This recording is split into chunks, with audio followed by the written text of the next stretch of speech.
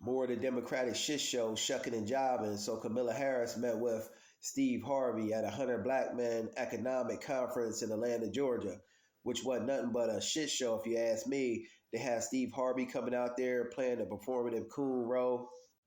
Then they went on to talk about economics and small business grants and loans for minority people. Minority people don't benefit foundational Black Americans. Most times them loans and grants go to other people, and in which we foundational Black Americans are left at the bottom getting absolutely nothing. So when you hear that word minority, just know, family, that ain't nothing but a trick bag. It don't benefit foundational Black Americans. Then they made it a point to point out they were in the Hope Hotel, and it's referred to the Hope Hotel because it was one of the only hotels that would let our good foundational Black American brother, Dr. Martin Luther King, come there and speak for one of his last times.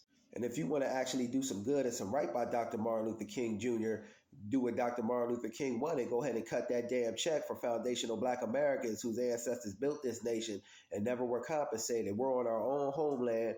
We fought, bled here, shed blood, sweat, and tears for this nation of the United States, and we never fled or immigrated here. We're the only non-immigrant group. We fought in every war. No one got a claim like foundational Black Americans. And that's really ultimately we got our good brother Dr. Martin Luther King killed when he started pushing for reparations for Black people. Whenever they come talk to Black people, they got to make it about this, that, and the other. They can never, minorities, they can never keep the focus solely on Black people.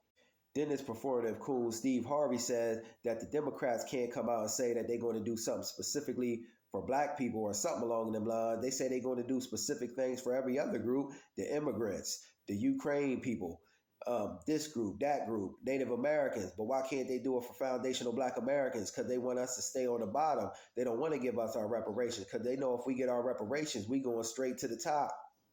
Then this coon Steve Harvey went on to say, if you don't vote, you ain't going to get no reparations. Black folks, foundational Black Americans, been voting in America since we've been able to vote. And where has it gotten us? You know, we've been voting for eons. And now we finally just saying enough is enough.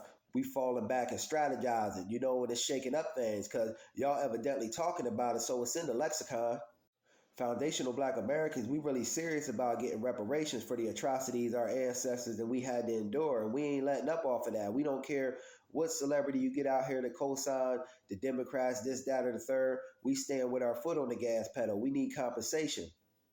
And we don't give a damn that you're talking about economic empowerment of small businesses and minority groups, because that don't benefit foundational Black Americans. And if you really want to help and benefit foundational Black Americans, go ahead and cut the check for slavery and the atrocities that our ancestors had to endure on our homeland, American soil.